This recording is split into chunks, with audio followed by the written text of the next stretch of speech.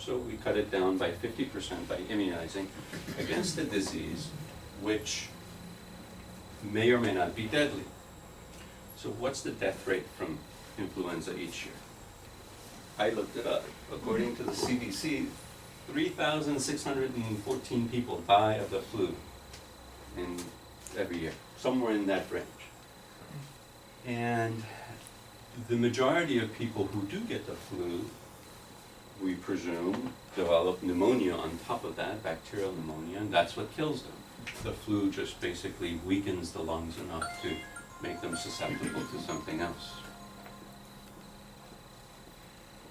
So then the question becomes, okay, in an average year, the flu vaccine is 50% effective. Why is that?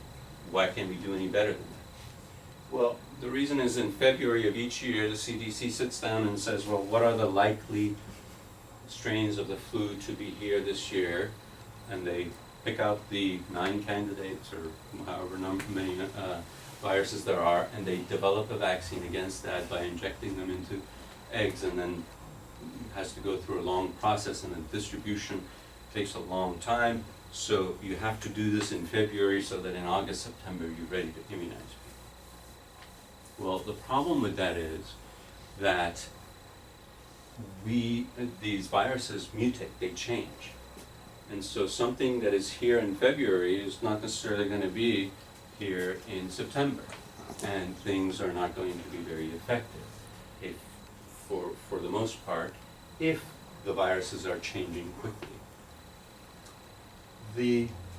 So there's something called the genetic drift, and the genetic drift allows the viruses to change. So basically you can think of it as changing clothes. Viruses are changing clothes, you're looking for someone in a yellow jacket, here he is in the purple jacket passing you by. So, okay, but still, back in 1918, 20 million people died of the Spanish flu. Wow. And this is the hole. We have to fill it. The Spanish flu killed so many people, we have to prevent the flu at any cost. It doesn't matter how bad this vaccine is, that last year it only had 38%, this year it has 18% effectiveness. It doesn't matter. What we're dealing with is so scary that we have to do this. Well, here's the problem with that. The problem with it is that they have done studies on the flu vaccine, on the flu strain that was here in 1918. And they've identified so many different mutations in that virus and that is the mechanism by which these viruses become deadly, is that they change so quickly that they end up developing some virulence factor which allows them to have this deadly effect. Well, there you go. If what we are trying to prevent is the thing which mutates frequently and more than any other virus, that means that in that year when we do hit the Spanish flu, this number is probably going to be 1.8%. So you are vaccinating millions of people against something for which, in a realistic sense, if we ever get that catastrophic flu, what we are vaccinating people for is never going to cover. And this actually is probably a detriment, because this weakness in the flu vaccine preparation is not out there. People don't know about it. We have all of our infrastructure dedicated to making these vaccines in this way. People are making money. People are happy because they think they're protected. People who are making this stuff are happy because they're making money, yet we're ignoring what could be a true catastrophe and not developing other means of dealing with this and developing a vaccine that you could make in a week or two if the Spanish flu hits. Next. I think we already covered this. Oh, shingles, flu, pneumonia, tetanus, Vaccination for kids. I don't know if you know, but the schedule for vaccination for kids is really horrendous these days. At 2 years old or 6 months old, they give them like 20 vaccines at the same sitting.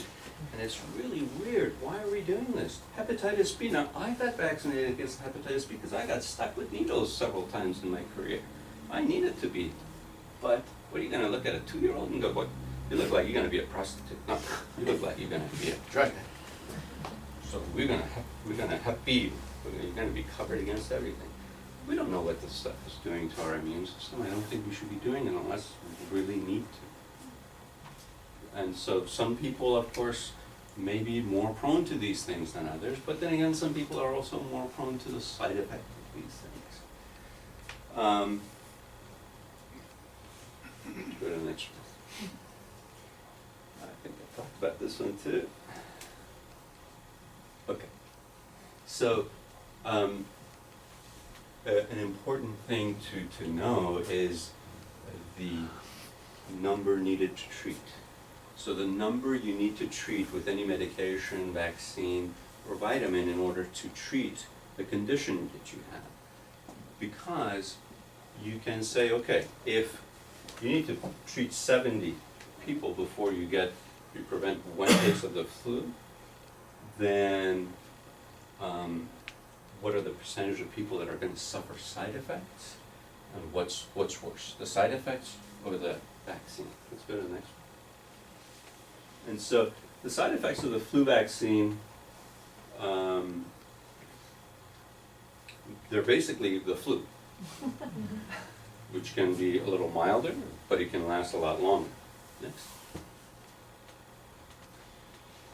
So those are the statistics. You cause 10 cases of mild flu while you prevent 1.25 cases of the severe.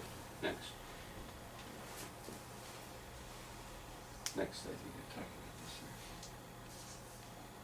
Let's go to the next one. Yeah, so basically, I mean, I reserve the vaccinations for the flu mostly to people who are in dormitory settings and assisted living facilities, people who have severe lung disease or comorbidities.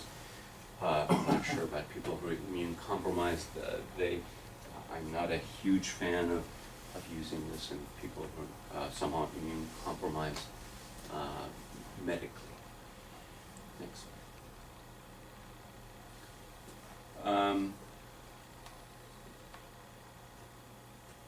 So the flu vaccine, to some extent, the pneumonia vaccine does make more sense for most people, because as I said, even people who do get the flu and die from the flu do so because they catch a bacterial pneumonia on top of that.